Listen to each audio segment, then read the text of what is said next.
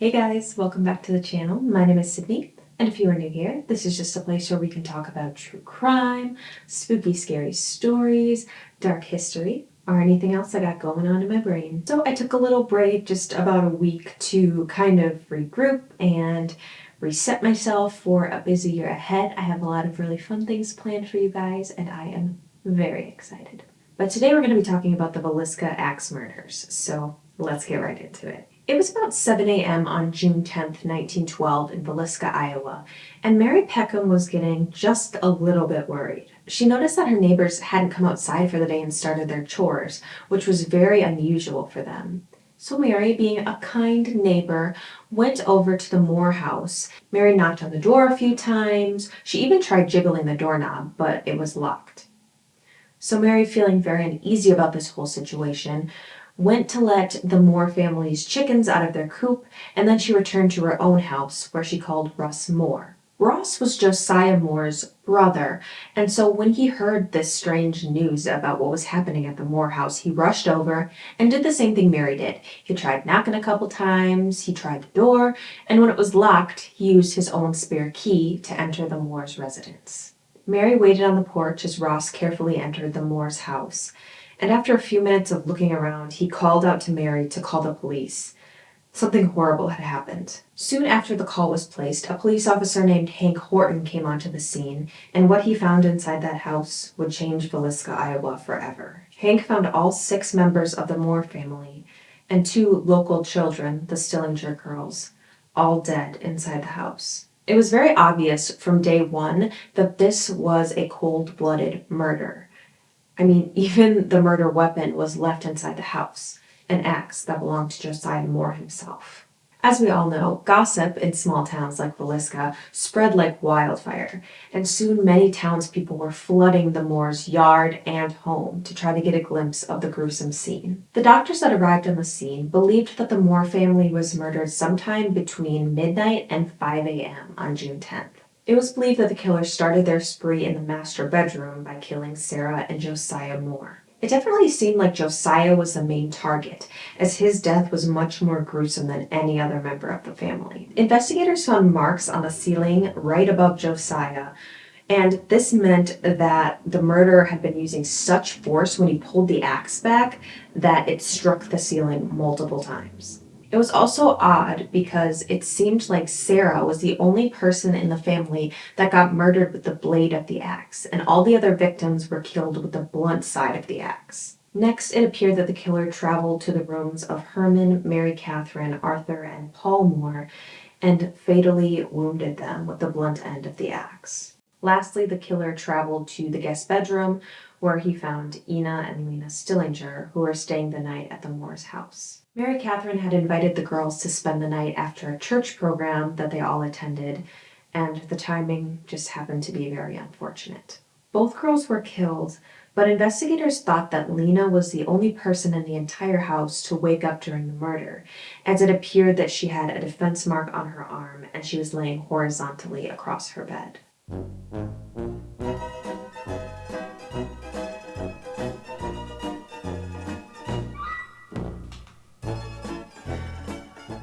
Investigators did an intense search of the entire house and ended up finding cigarette butts in the attic. This led them to believe that the killer sat and waited for the entire family to go to sleep before they committed the murders. So every person that was staying in the Moore house was found with their face covered with either clothes or sheets. They also noticed that the killer had covered up every single window and mirror in the house with sheets as well. And what I think is the strangest fact about this whole case is that the murderer took out a 4-pound slab of bacon from the freezer and put it neatly right next to the murder weapon before they left the house. It's important to note as well that the police didn't find any good fingerprint evidence, which led them to believe that the killer had been wearing gloves during that time. I'm going to need some caffeine for this next part because we're going to be talking about the suspects, and there were a lot of them. So I'm just going to be going into a number of the suspects.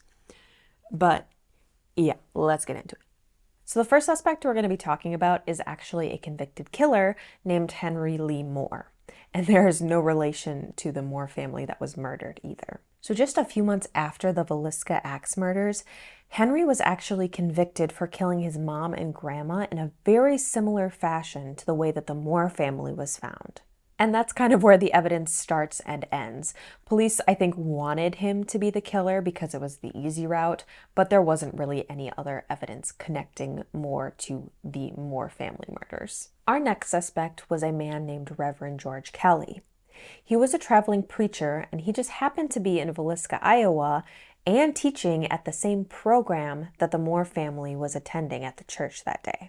Additionally, it was reported that George Kelly left Villisca around 5 or 6 a.m. on June 10th of 1912, which very much matches up with the timeline that investigators were looking at. All of this could be considered coincidence, but really it's George Kelly's behavior after the murders that made investigators kind of suspicious of him. Kelly seemed to become obsessed with the murders, and he would write letters to both investigators and members of the Moore family talking about the murders. Which, can you imagine? A bunch of relatives die, and you're trying to mourn them, and you just have this crazy person talking to you about the murders, like, hey, isn't it weird about the bacon? I'd be pissed. I'd be like, put this man in jail. Put him in jail. Lock him up. Throw away the key. One investigator actually wrote back to George Kelly asking him for more details. And George seemed to know a lot about the murders, and even says that he heard strange noises coming from the Moore house on June 10th. This was obviously alarming to investigators, but they weren't really sure how much of it was true. It was known that Reverend George Kelly had a history of mental illness, and so they didn't want to take what he was saying at face value. In 1914, George Kelly was arrested for an unrelated crime of sending harassing letters to potential employees, and this kind of made police suspicious of him again. They kind of started looking into him again. George Kelly was sent to a mental institution for his crimes of harassment, and then in 1917 he was officially charged with the Villisca Ax murders. Police were able to get a confession from Kelly, however, he later recanted his statement and he went to trial twice for the crimes, but at the end of the second trial he was officially acquitted. Moving on to our next suspect, we are going to be talking about a state senator named Frank Jones. Josiah Moore actually used to work for Frank Jones in one of his stores, but then Josiah left the business to start up his own store and ultimately ended up taking business away from Frank Jones. And although it's just kind of the town gossip, it was alleged that Josiah actually had an affair with Frank Jones' daughter-in-law. So there was definitely some motive for Frank going on. Our last suspect was definitely looked into the most by police, and his name was William Blackie Mansfield. Investigators believe that Mansfield was not only a cocaine addict, but a serial killer as well, who had committed 2 sprees very similar to the Moore family murders just days before. It was kind of strange because all 3 of these scenes were very eerily similar. The murder weapon, the covered mirrors, and the lack of fingerprints. It was something that stood out to investigators, especially the fingerprints, because it was known that Mansfield would wear gloves when he committed his crimes to prevent fingerprints. It was believed that State Senator Frank Jones actually hired Mansfield as a hitman for the Moore family. Mansfield was arrested and had to stand trial in front of a grand jury in Kansas City. He was released, however, after payroll records showed that he was actually in Illinois at the time of the murders. Mansfield almost immediately shot back with a lawsuit against the investigators that tried to put him behind bars, and he did win this case, and he won $2,225, which is a whopping $64,500 in today's money. So, a nice bit of cash. And although Mansfield was an innocent man in the eyes of the court, investigators did not let go of the idea that Mansfield was behind all of this. Investigators believed that Frank Jones used his power and wealth to not only get Mansfield out of trouble, but then to subsequently start the trial against Reverend George Kelly. Either way, and after going through all of these suspects, nobody has ever officially been convicted or served time for the Villisca Ax murders. So this story, even though it happened over a century ago, is horrible, is just gross. People have been horrible since the beginning of time, right? But this is not where the story ends. No, the Villisca Murder House still stands to this day and has actually been restored to its original condition. You can take a day tour or you can spend the night. And obviously, with an entire family being murdered within the house, paranormal investigators love this place. They love it. There have been countless paranormal investigations held here, and most of them say that it is one of the most haunted places in the United States. People who do end up spending the night at the Villisca Murder House usually do have some sort of paranormal experience while they're there. The most common being things like glowing orbs, unexplained scratches, disembodied voices and laughter, strange sounds, shadows.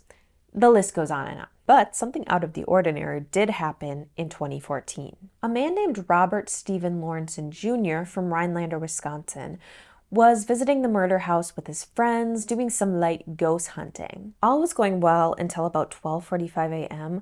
when dispatch got a very alarming and frantic phone call from the group staying at the Villisca Murder House. Apparently, Robert was alone in the northwestern bedroom of the home when he radioed his friends who were all outside of the house. The friends rushed in and they found Robert in a pool of blood.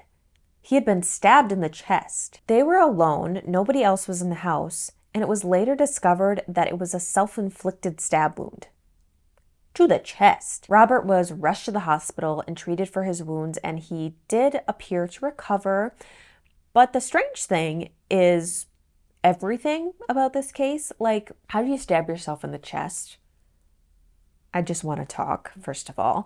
Second of all, at 12:45 a.m., this would be right around the time that investigators thought that the Villisca Ax murders were taking place. I'm not saying it is related, but it's a little suspicious if you ask me.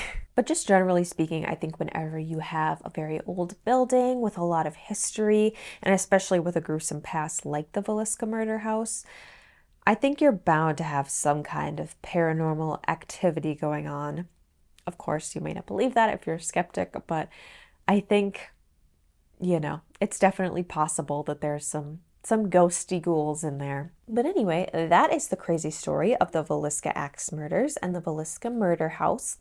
I hope that you guys enjoyed. Like and subscribe if you're interested. Leave me a little comment below, and keep being the bad bitches that you are. Bye, guys.